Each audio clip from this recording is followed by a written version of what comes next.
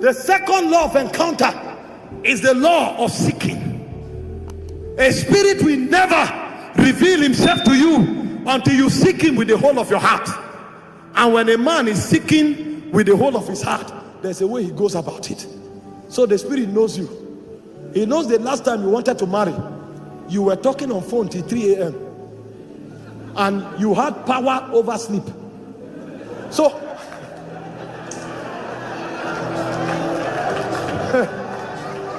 3 a.m. you are still agile. Oh, and the lady say, I want to sleep, I'm tired. You say, okay, in the next 5 minutes. 5 minutes will always be 50 minutes. 50 minutes will be 3 hours. Now you want to see God. You say, Lord, I seek you with all my heart. 10 minutes you sleep. You are joking.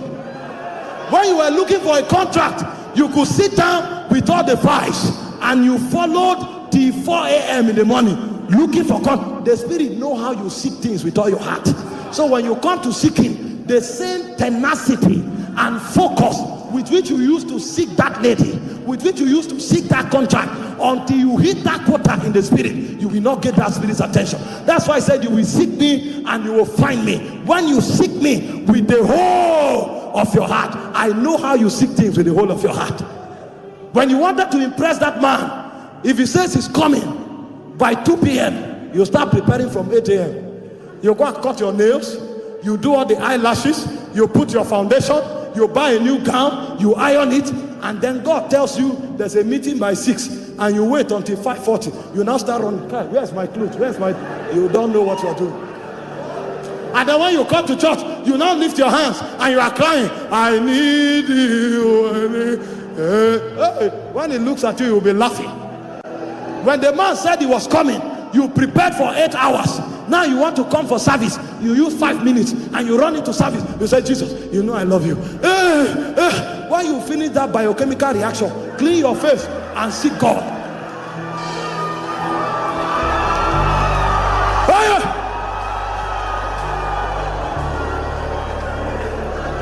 You that was looking for a job, they told you that the venue of the interview is 8 kilometers. You were there by 5:40 a.m. You traveled for 8 kilometers. You came before they opened the office. Now you say you are seeking God, and service will go for 1 hour before you stroll in and say, Kai, Abuja, I don't understand this city. I don't understand this city. But the city could not tell you when you were looking for a job. Now that you are seeking God, the city can tell you. When you become serious, you will find him. The Bible said God hides himself in the deep darkness. In Exodus chapter 20 verse 21, it said Moses stepped into the deep darkness where God was. There are men that have sought him in the sun and in the rain. They have sought him in the light and in the dark. So God can't hide himself from them anymore. When God finds such a man, he will invest himself to him as a token. That's why he told Abraham, I am your shield and your exceeding great reward. There is a level you must find God to as a testimony. That is your greatest motivation. It's your greatest desire. You must find God, and your quest for him must surpass every other. Because you were looking for a job, you went for 400 days fasting. You were looking for a husband, you went for prayer meetings for 1 full year. You did vigil, you didn't sleep once. Now that you are married, vigils have become for young people. When they say fast, you say, Kai, when you are fasting, please add wisdom, because you can have ulcer. But you didn't think of ulcer when you were looking for a job. We deceive ourselves, and we don't know that God is an immortal spirit. He knows your intention, he knows your thoughts, he knows your propensities. And when you channel them towards him, he knows. When it comes to work, you have time. But when it comes to God, you don't have time. You will never find him. You will never find him. You will never find him. You will never find him. The law of seeking God is the law of hunger. You are never satisfied. I want more. I want more. You just come from a miracle service. Everybody is talking about the miracles. You go back home, Lord, have mercy. mercy, have mercy. You are never satisfied. As touching the receipt of God, you are never satisfied. You will chase him and keep seeking him until the day you leave this world. That's a man who is ready for encounter. And I tell you, when you manage these things well, a point will come, you will begin to live in the realm of encounters. Because Jesus, I told them in the morning, he wasn't having encounters anymore. He said, the Son of Man, which is in heaven, he lives there. He lives there. We want to change our world. It's no joke. The things happening in this country, it's not just because men are wicked. Men have encountered wicked spirits, strange demons. You see pregnant women being butchered. You think it's wickedness? There are princes of wickedness that have encountered men. Made people become psychopaths and sociopaths. They no longer have conscience. You want to contend with such men, you think it's English language. You coin English language because few people can clap for you. In the realm of the spirit, they don't hear English. They hear spirit and life. What is the weight of witness that you bring? You see young ladies that are fornicated and lived as prostitutes for 5 years. You think English language will change them? Do you know the complex, dark algorithm that have been set in motion in political corridors? You think we will just stand and say Nigeria will be great again and Nigeria will become great? Do you know the spirits that have appeared to men in power? Do you know the covenants that men have entered with demons? When we come for encounter services like this, we have come to a place where we will never go back. We have made up our mind that until our God appears as a consuming fire, we will not go back, because there's a generation that depends on our walk with God. The reason we can serve God today is because men after us paid the price, and we have no right to live here until we pay the price to secure a heritage for the next generation. Encounters are not a joke. They are tokens for spiritual men that pay prices in the spirit. The laws of encounters. The laws of encounters. A day will come when politicians will be prophets. Senators will be apostles, because they will not be told about God, they will know him personally. A day will come where vigils will no longer be for the poor members of the church. Even the wealthy will come for vigils, and they will pray till morning because they have a relationship with God. A day will come when evangelism will no longer be for children. Even men of reputation will go to the street and win souls because they are servants of God. Because God is not raising superstars, he's raising an army. He's raising a warrior church, and every one of us must come to the point of willingness to pay the price. We are not preachers, we are not singers, we are witnesses to our generation. And the reason we are witnesses is because we've had encounters that bring us to that point where we can demonstrate that which you say. The third law of encounter is the law of standing in the presence. He said to Elijah, go and stand on the mountain, and I will appear to you. I will show myself before you.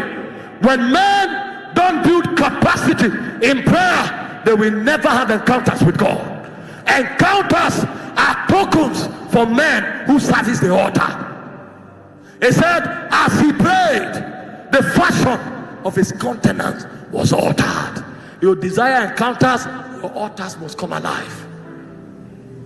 Your altars must come alive. Nothing inspires me in scripture more than men that have power on the altar. Anybody can preach. You can leave a Bible school and become a great preacher. You can be an orator and become a great preacher. But it takes spiritual stamina to be a man of prayer. Because in the realm of God's power is not the ability to raise the dead. Because people don't die there. In the realm of God's Power is not the ability to heal the sick, because people don't fall sick there. In the realm of God, power is the ability to stand in the presence. That's why I said the four beasts, day and night, forever and ever, they stand before God and they have one testimony: holy, holy, holy is the Lord. When God finds such men, he gives them his presence as a token. And that's why when Gabriel came to Zacharias, he said, I am Gabriel that standeth in the presence. Because in the realm of God, that is a scepter. It's a place of power that a man can stand. Many times when you want to find out your capacity in the spirit, it's not about preaching. You can preach a series for 4 weeks, but go and stand before God for 10 hours. That's when you will know those who have capacity. Men who can travel. Because when you want to stand in the presence, it's like ascending the mountains of God. Many times Moses will climb Sinai for 40 days. He's climbing, he will fall, he will climb. When you ascend Sinai, Sinai is over 6,000 feet tall. Your legs will be blistered, your hands will be blistered. It takes hunger, power, and a state of not compromising to be able to stand in the presence. And Moses will labor until he gets there. And when he gets there, God doesn't even show up. He will still tarry for 6 days. And when God descends on that mountain, when God descends, Moses doesn't return as a mortal. He returns as a immortal. And he said, even Moses wished not that his face began to shine. He had paid too many prices for God not to allocate a measure of his presence to him as a weapon. When Moses walks through a city, his word is law. With a staff, he could part the Red Sea. He had become a creature that could not be explained because of the texture of encounters that he paid the price for. He went through prayer. He tarried on the mountain until God appeared. There are men who will hold on to him and say, I will not let you go. I will not. He's stamina in the spirit. You want to find strong men? They are not on the pulpit. They are on the altar.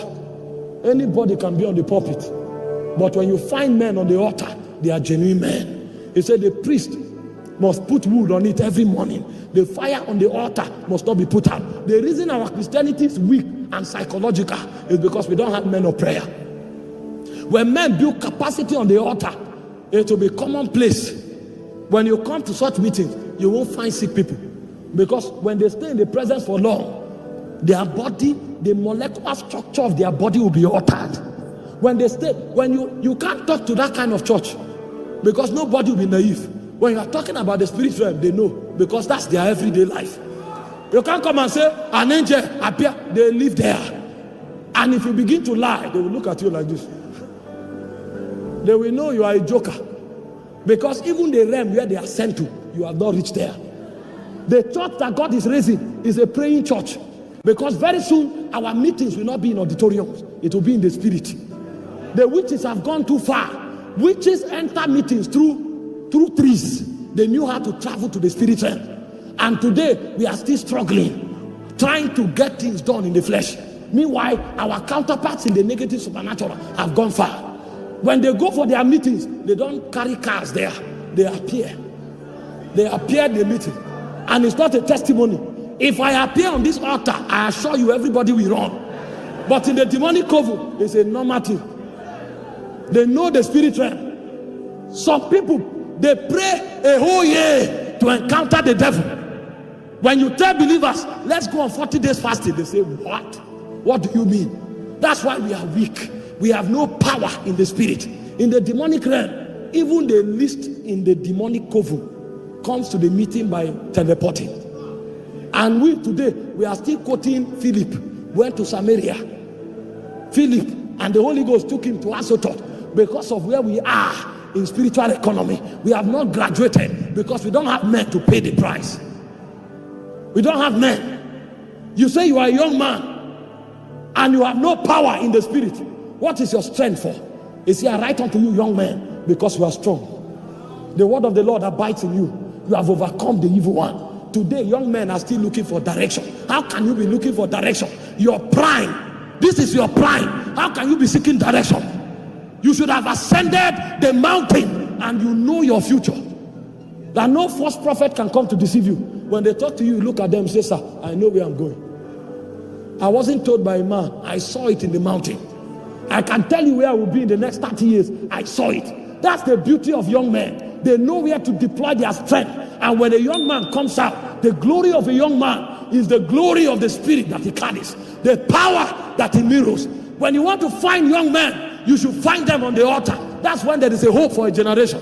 Not young men that talk and bark different kinds of haircut and they have followers on Facebook. We need men that can change things on the altar. Then you know that a generation has hope. When young men gather, it's not gossip. Unfortunately, our generation today, when young men gather, they are either talking football or they are gossiping.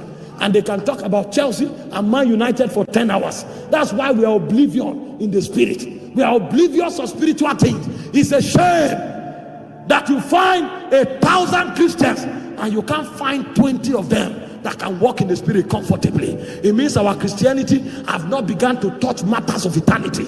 Our pursuits are wrong and our motivations are not serviced. In the day of the power of God, men will walk in the realm of encounters, because prayer will become the breath that they breathe. That's why even in the soccer way, Jeremiah was prophesying. He no longer live by bread. There is another economy that powers him. There's another economy.